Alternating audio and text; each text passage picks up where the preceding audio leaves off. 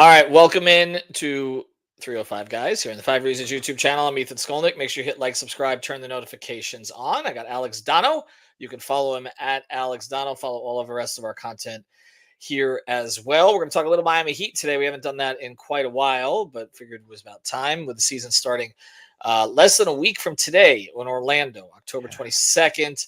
In Orlando, I'll actually be up there for that. I'm gonna be in your neck of the woods.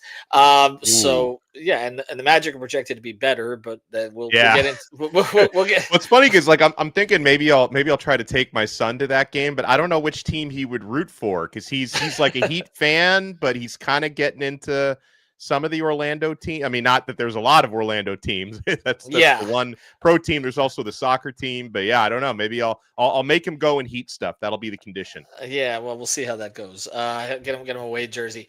We're sponsored here by Prize Picks. Use the code FIVE. Put down your $5. Play it.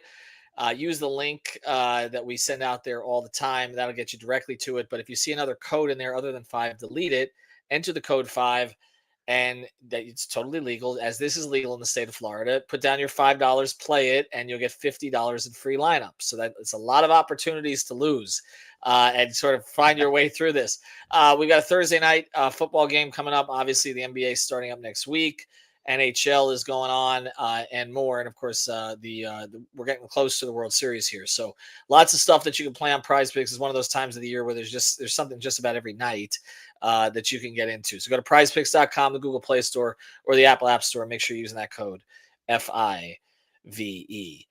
All right, Miami Heat are 0-5 in the preseason. We had Brady Hawk at practice today. It appears that everybody is back other than Hero and Kasparis Jakachonis. And so everybody else, Bam's injury the other night, not serious. Rozier, for what it's worth, is Yeah, back. Davion for what it's Mitchell is worth. back. Drew Smith has been back. So they're getting relatively healthy now to start the season. Hero, he's still a bit of a mystery. He said last night at the scrimmage, sooner than later. He's said that a couple times now. He's not in a boot or walking with a limp or using that scooter anymore. So it appears he's maybe, I don't know, a few weeks away. Although I know people are getting excited maybe for the season opener. I don't think it'll be that soon. But we'll talk a little bit about kind of what's real and what's not in this preseason. We'll start with the record 0-5. I don't put a lot of stock into that other than, I mean, you lost to an Atlanta team that wasn't playing any of its regulars. And, look, you rather get results, obviously, particularly if you have chances to win, and they did in a couple of these games. And it Yeah. brings back memories of all these clutch games and all of these leads that they blew last season. But I'm having a hard time sort of being concerned about it. A, because Spo's not putting a lot of stock in the results.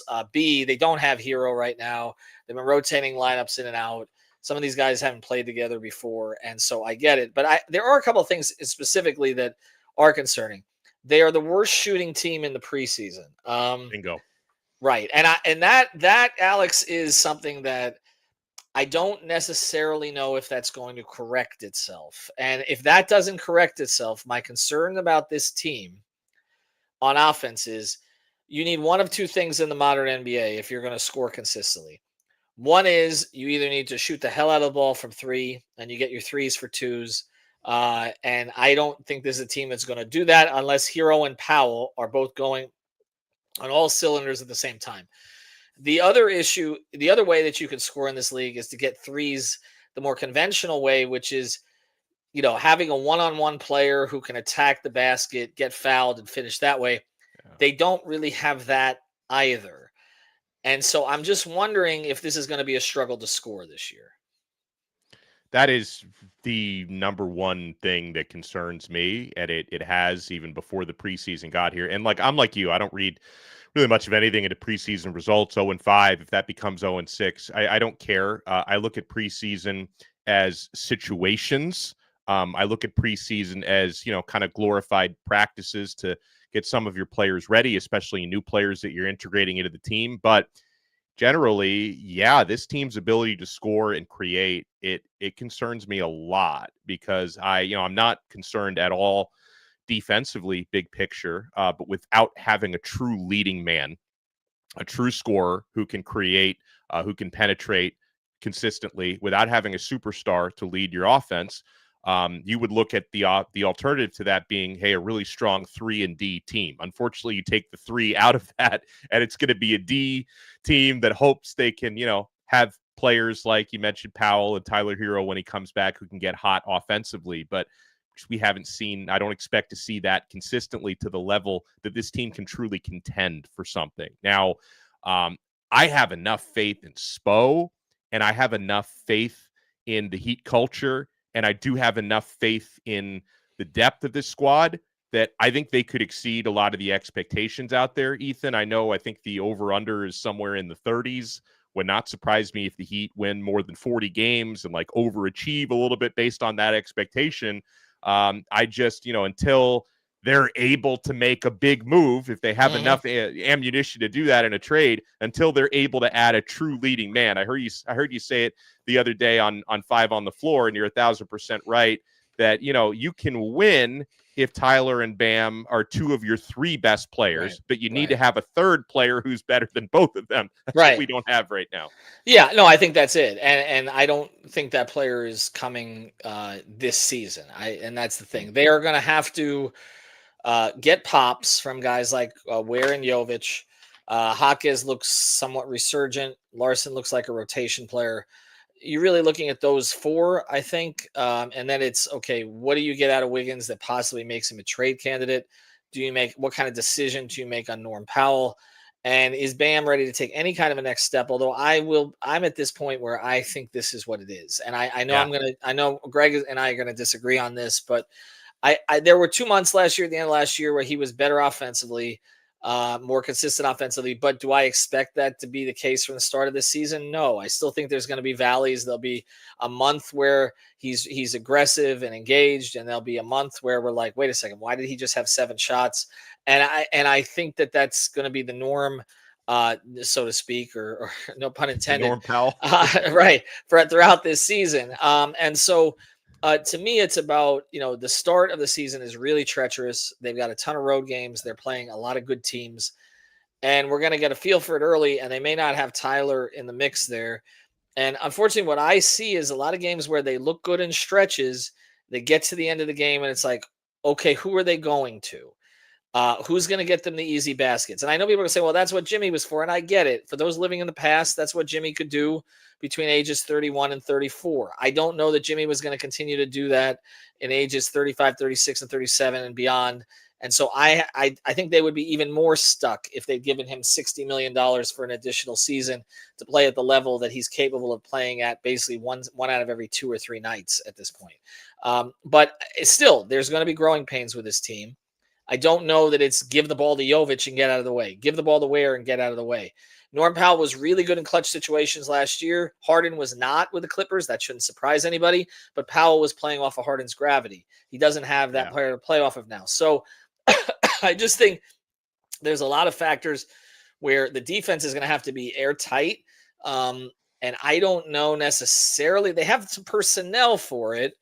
But I don't know if they're going to be able to cobble that together early in the season. And my concern about them is kind of similar to the Dolphins, although they won't unravel like the Dolphins did. And they won't tank either. We know that. Well, that's the other thing. And that's why people are like, would you play them under in the 37.5? And I said, no, because I'm I'm concerned that even if they get off to a slow start, they're going to keep pushing to compete.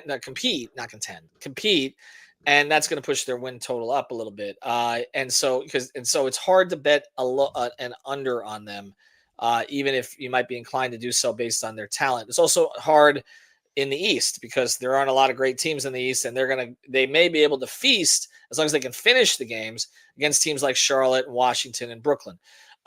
So that's where I'm at, Alex. I think there's green shoots on this team. There's some positive things to look at. I do think Ware and Jovic will probably have stretches this year where they look great, provided that they stay healthy. But eventually you need that dude. And I don't know that they have that dude to overcome.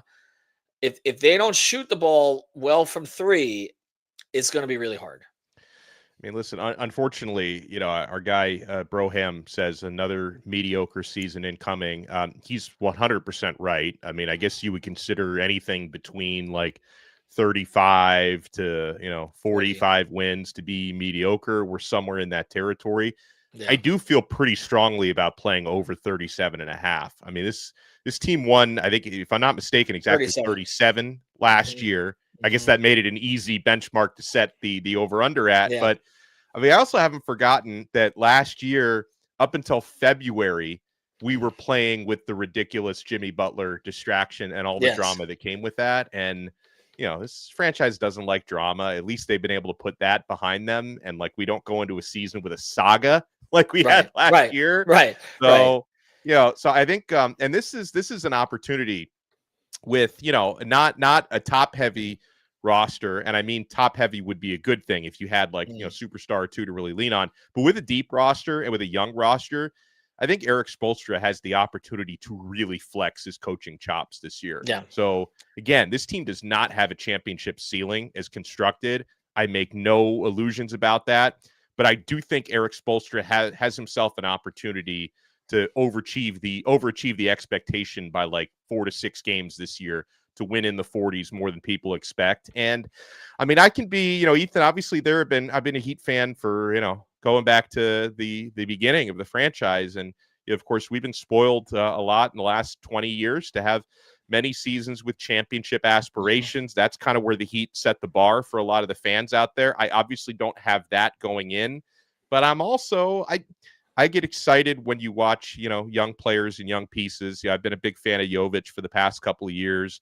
We all want to see Kel'el Ware really stand out. So I'm definitely going to be curious, and I'm going to watch this team.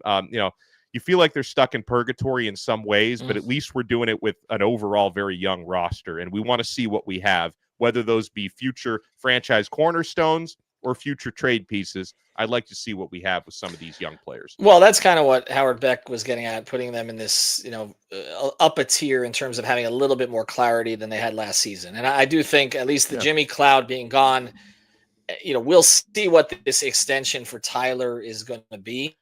I think there's a little bit of curiosity to kind of see what they look like without Tyler early in the season, although he's rushing to get back. So we'll see if he doesn't want them to figure that out. He doesn't want them to figure that out. I think he's trying to make a point. I mean, obviously he wants to be there for his teammates and he loves to play, but I think some of it is also, okay, I'm going to get back and I'm not going to give the opportunity to see what we look like without me. And so look, and that's fine. I mean, as long as they're careful with it, I do think, they're going to be more entertaining on the court than people give them credit for, because I do think Spo is going to lean into this strategy of playing faster. How long it lasts, I don't know. The model here, and Jovic talked about it, is the Pacers. Do I think that they have the upside that the Pacers had last year to get to the finals? No. But I didn't think the Pacers did either. And there's a lot of players on that team who were drafted lower than some of these Heat players were drafted. Guys like Nembhard, Neesmith was a first-round pick, but they had a lot of guys who were cast off somewhere else, not considered to be lead guys. Really, Bam should be in the Siakam class or higher, honestly. Yeah. And so, but he doesn't provide the scoring consistently that Siakam does, but he's better at some other things. And look, if Tyler is who he believes he is, then I mean, is he Tyrese? Very different type of player, but he was an all-star last year. Halliburton, I don't believe, made the all-star team last year. He struggled in the first half of the season. So you can parse this a bunch of different ways, and you can say, well, they're not as talented as Cleveland. I don't think they are. They're not as talented as the Knicks. They're not as talented in terms of top-end talent as Orlando is. Paolo, I think, the Heat would trade pretty much. I know it's a sacrilege to the Bam people, but trade anybody on their roster for Paolo's next 5 years. Franz is kind of what you want Jovic to become. I don't know if he's ever going to become that. And there are some things that Tyler does better than Bane, but there are some things that Bane does better than Tyler, particularly defend when he's actually engaged in it. So I'm not going to say they're better in Orlando. I think Detroit is competitive. And obviously Milwaukee has a player better than anybody else in the East does, even though the rest of the roster sucks. So I'm not expecting, some blitz out of the gate by the Heat. I think if they could hold serve in these first 12 games or so, show a little bit of offensive potential as Spo kind of gets together this grinded defense, then I think we have some things to feel pretty decent about, particularly if it's the young players popping. I wouldn't read too much in the 0-3, 0-5 start. I would be concerned about a 1-3, 1-4, 1-5 start to this season. Yeah. Because then the good feeling starts to go away and these players start to get in each other's head. It start to get in their heads and all the rest of that. And then it wasn't just because Jimmy was here and distracting us. It's because we really just don't have enough. And that would be my worry. And again, that schedule is rough. It starts in Orlando. The home openers against the Knicks. There's a West Coast swing where they play 3 likely playoff teams in the Western Conference. It's not a lot of fun. The only benefit is that you get Ja Morant likely going to be out for the Memphis game. LeBron's likely going to be out for the trip to the Lakers. So you may catch a few breaks here, but even so, we've seen that doesn't necessarily matter with the Heat. All right, so let's do it. You say you're going over through 37.5, even in what you see in this preseason? I feel pretty good about that. And that's the only thing I feel like pretty good. Though that and the fact that I finally have an Italian to root for on the Miami Heat with yes, you do. Simone Fontecchio. Yeah. We're going to order our jerseys coming up, me and my kid. He's got to get some minutes. He's got to get healthy. Yeah, I know, right? The number zeros are in the mail. They're on the way. We're going to lobby for some Fontecchio minutes. But yeah, listen, I think, again, with this team having won 37 last year with the Jimmy Cloud, with all the turmoil, of course, you need to have relatively good injury luck, which is always iffy. It seems like with, the Tyler Heroes of the world and the Bams of the world. But I feel pretty good about over 37.5. I think this team's going to win around 40. It's fair. If I had to play it one way or the other, I would play it over. But I won't play it. So I don't. I respect that. I'm concerned about the start. I said the one play I like is Norm Powell over 20 points a game. I feel like that's a safe bet, and I went with the Big Picks Energy guys on that one. All right, appreciate it, everybody, for joining. We'll have full coverage of the opener. Obviously, I'm going to be up in Orlando for that, as I mentioned. Also, we have coverage on the on SI pages, both the Heat and the Magic. We're handling both of those. And yes, we're covering them both objectively, but we'll be up there. And then, and that way, look, if the Heat are eliminating the play-in, I still have a couple rounds to go with Orlando before they get knocked down. All right, Donno, appreciate it. Prize Picks, use the code 5 FIVE. Put down your $5, get your $50 in free lineups. Have a good one.